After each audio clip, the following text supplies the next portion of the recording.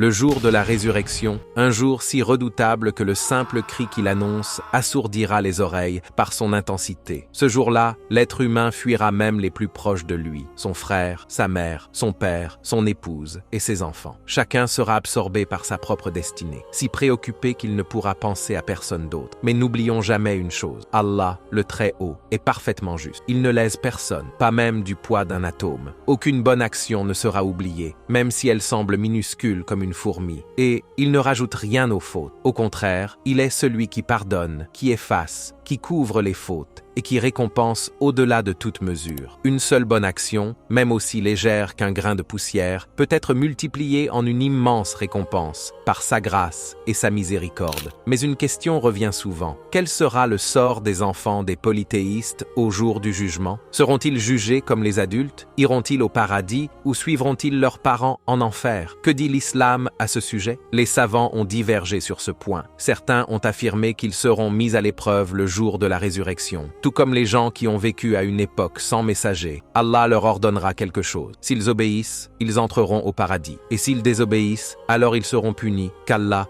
nous en préserve. Dans cette vie, les enfants des polythéistes suivent le statut de leurs parents concernant les lois de l'héritage, du mariage, du jugement, etc. C'est pourquoi, dans certains cas, on ne lave pas leur corps, on ne prie pas sur eux, et ils ne sont pas enterrés dans les cimetières musulmans. D'autres savants ont affirmé qu'ils seront au paradis. Leur avis repose sur un hadith rapporté par Samura ibn Jundub. Le prophète Muhammad, paix et bénédiction sur lui, a vu le prophète Abraham, entouré d'enfants, parmi lesquels se trouvaient les enfants des musulmans et ceux des polythéistes. Ce hadith se trouve dans le Sahih al-Bukhari.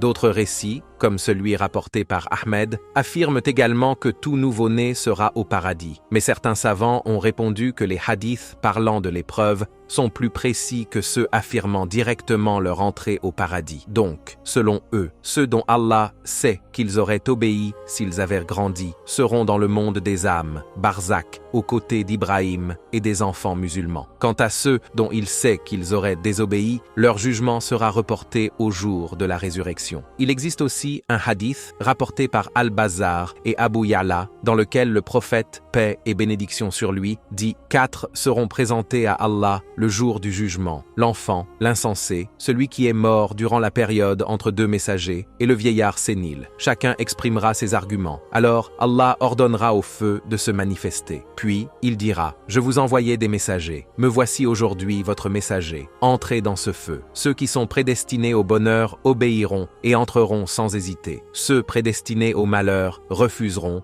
et protesteront. À partir de cette épreuve, ceux qui obéiront entreront au paradis et ceux qui refuseront iront en enfer. Certains savants ont préféré s'abstenir de trancher définitivement et ont cité la parole du prophète « Allah sait mieux ce qu'ils auraient fait », rapporté par Al-Bukhari et Muslim. D'autres ont dit qu'ils seront parmi les gens d'Al-A'raf, les hauteurs, un lieu entre le paradis et l'enfer. Mais ce lieu n'est pas un séjour éternel. Finalement, ils rejoindront le paradis. Il y a aussi une opinion selon laquelle ils seraient en enfer avec leurs parents, et une autre qui dit qu'ils seraient au paradis, mais sans être parmi ses habitants, plutôt comme des serviteurs. Mais cette dernière opinion repose sur un hadith faible, donc non fiable. Ce qui est certain, c'est qu'aucun enfant ni personne n'entrera en enfer s'il ne le mérite pas. Allah a dit « Nous ne châtions jamais un peuple avant de lui avoir envoyé un messager. » Et le prophète, paix sur lui, a dit « La plume de l'écriture des actes est levée pour 3. L'enfant, jusqu'à ce qu'il atteigne la puberté, l'endormi jusqu'à ce qu'il se réveille, et l'insensé jusqu'à ce qu'il retrouve sa raison. Ce jour-là, chacun recevra son droit, et Allah ne commettra jamais la moindre injustice. Il a dit « Allah